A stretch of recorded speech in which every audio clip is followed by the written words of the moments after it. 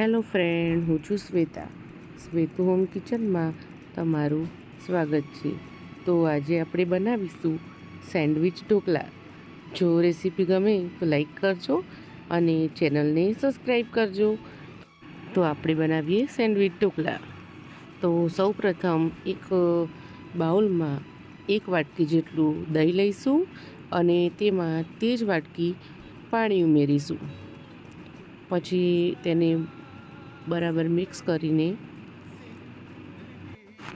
હવે તેમાં 1.5 વાટકી જેટલી સોજી ઉમેરીશું અને તેને પણ બરાબર મિક્સ કરી લઈશું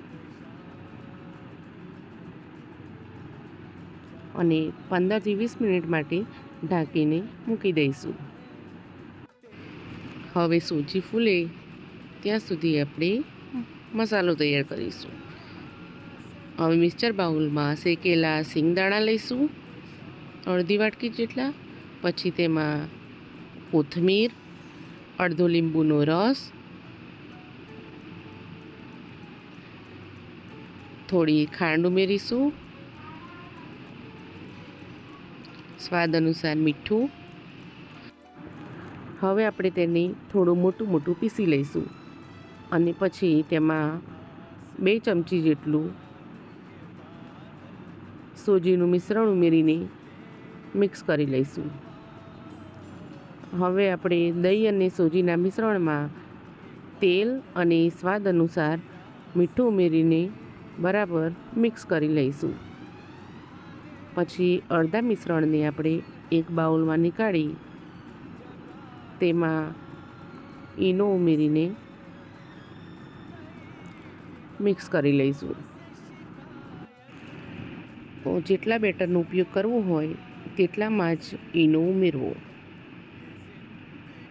હવે ઢોકળાના કુકરમાં સેટ થવા માટે મૂકી દઈશું.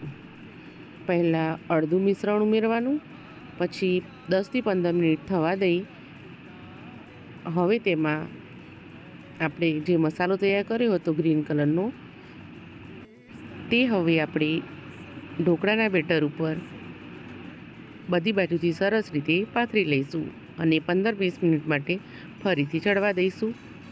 હવે જે બેટર હતું ઢોકળાનું તેમાં ફરીથી થોડું ઈનો ઉમેરીને તેના ઉપર પાથરી દઈશું અને તેને પણ 15-20 મિનિટ માટે ચડવા દઈશું.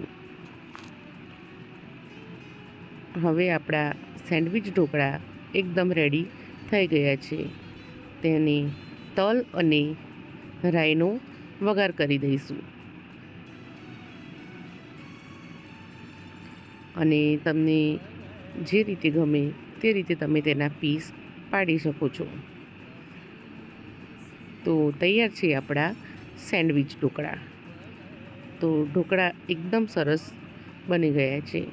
તમે ઘરે પણ ટ્રાય કરજો. ખાવામાં પણ એકદમ ટેસ્ટી લાગે છે. હવે તેને આપણે સર્વ કરી દઈશું.